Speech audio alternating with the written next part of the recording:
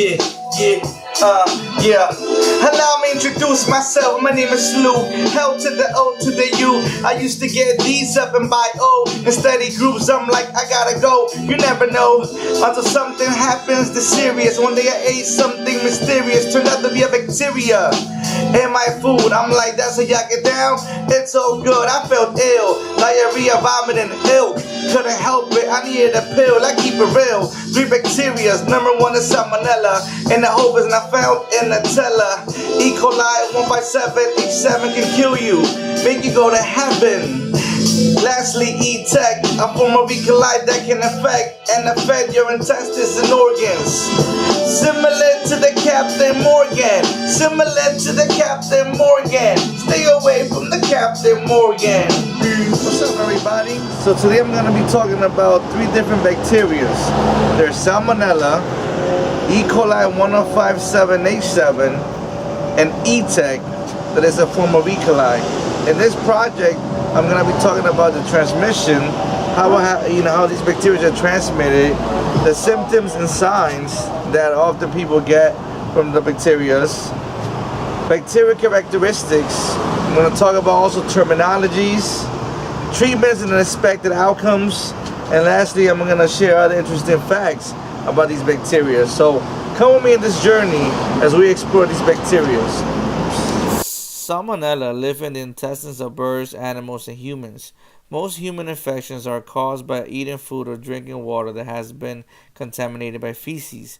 Foods that are most commonly infected are uncooked meat, seafood, and poultry. Contamination mostly occurs during the slaughtering process. Also, uncooked eggs. The salmonella are usually present in the eggs when laid if the chicken is infected. Third, fruits and vegetables. If fruits have been watered or washed in contaminated water, there is much higher chance they will be contaminated. Fourth, lack of hygiene. And fifth, pet reptiles or amphibians. Most reptiles and amphibians carry salmonella in their gut without becoming ill. Hey guys, so let's talk about E. coli 1057H7. E. coli 1057H7 is a single-celled organism known as bacteria, gram-negative and rod-shaped. The pathogenic is disease-causing. It's a cause of foodborne illness, fecal-oral contamination, eating contaminated meat or crops, swimming in contaminated waters. Bloody diarrhea, and if untreated, can lead to kidney failures. Let's talk about the pathogenesis of etec. Etec stands for enterobacteriogenic E. coli. Etec is a common cause of traveler's diarrhea and diarrhea in children in developing countries. It involves 2 steps: intestinal colonization, diarrheogenic, enterotoxin. The disease is characterized by a watery diarrhea, nausea, abdominal cramps, and low-grade fever for 1 to 5 days. Transmission is via contaminated food or water. So everybody, it's your boy Lou again. What a beautiful day. So we're going to talk about these bacteria again, continuing to talk about them, and we're going to talk about the symptoms. All these 3 bacteria have a lot of the symptoms in common. When they experience chills, diarrhea, fever, muscle pain, nausea, vomiting, stomach cramping, and etc. It might be because these bacteria are foodborne illnesses. What I tend to find a difference in this course of illnesses is usually in the days that the symptoms begin to be displayed. For example, like in salmonella, the symptoms begin to appear in 6 to 72 hours after eating contaminated food and last 3 to 7 days without treatment. In E. coli 1057H7, we can see as well that between 2 to 5 days, and it takes usually 24 hours for them to get diarrhea. With E. coli as well, illness develops 1 to 3 days after exposure and usually lasts 3 to 4 days. Some infections may take a week or longer. As you can see right here on my right hand side of this beautiful picture, usually of the course of disease. And what I like about this picture is that we can see how these bacteria are in the cattle or the animals or the fresh vegetables. Those animals and the vegetables begin to give out food products like milk, cheese, meat, and we see how the humans eat it, have direct contact, and we see the human infection of these bacteria through this picture. So once again, hope you're enjoying this video. Your boy Lou. Peace.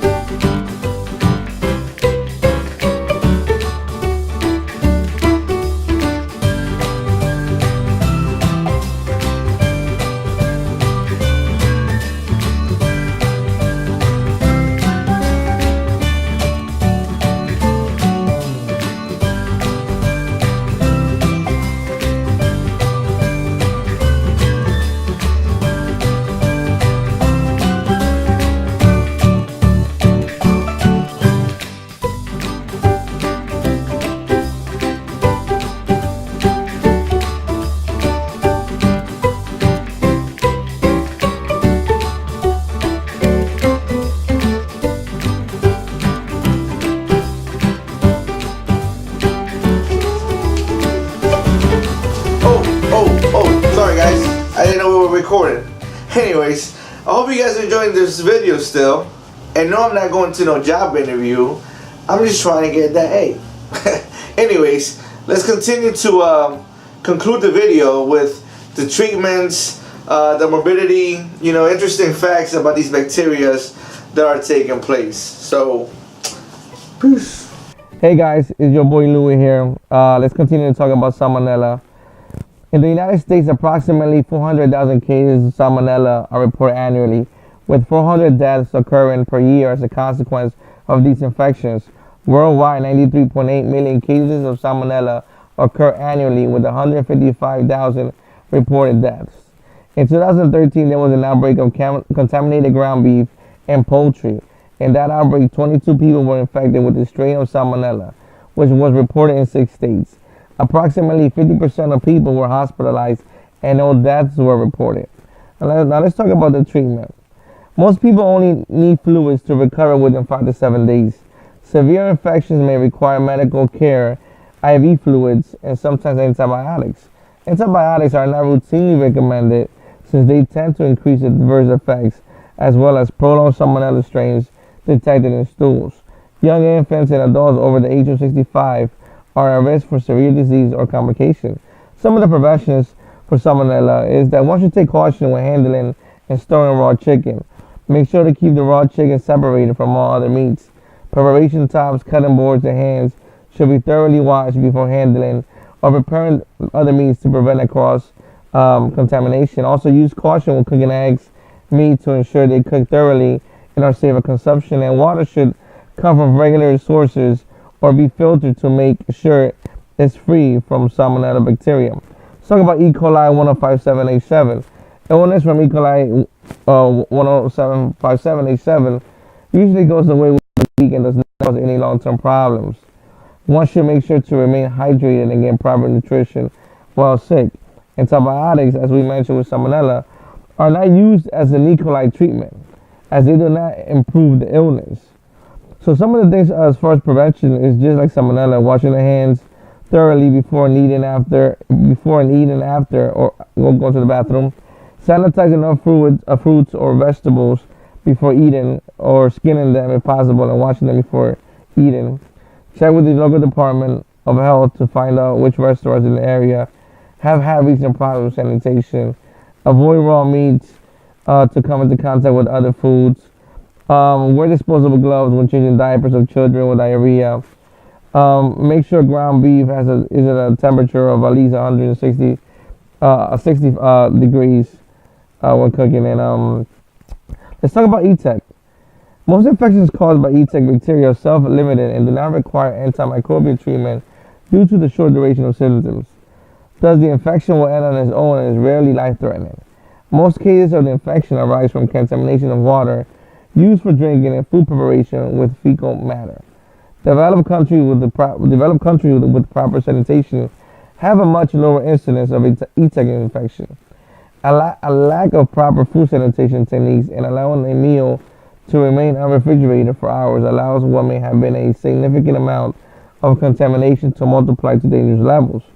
Treatment of an etec infection is limited to supportive care and, more importantly, oral rehydration to replace fluids lost from diarrhea. The primary control strategy for etec is prevention of oral fecal transmission through building sanitation infrastructure. Other measures can be taken to control infection, and just like we mentioned with the other two bacteria, it includes cooking food and keeping it hot, peeling fruits and vegetables, using water, to teach as a disinfectant. Do you know that etec is the second leading cause of death in children less than 5 years of age? Often etec is the first enteric infection experienced by infants in low-resource countries. And in the endemic areas, almost all children will have had one etec diarrhea episode in their first year of life. Lastly, do you know that etec is the main reason why I'm doing this project and why I wanted to talk about foodborne illnesses? When I used to always go to Peru, I used to always get sick for a day or two with diarrhea, fever, headaches, and never used to really understand why until this class of microbiology, and that's the reason It's you, etec. You're the problem. I'll explain. But anyways, I hope you guys enjoyed this information. Well, there you have it, folks. The conclusion to my microbiology project on salmonella, etec, ecoli, and ecoli 105787. And I hope this raises awareness to healthy eating, using prevention, and staying away from diarrhea. Anyways, have a good day, folks. Peace.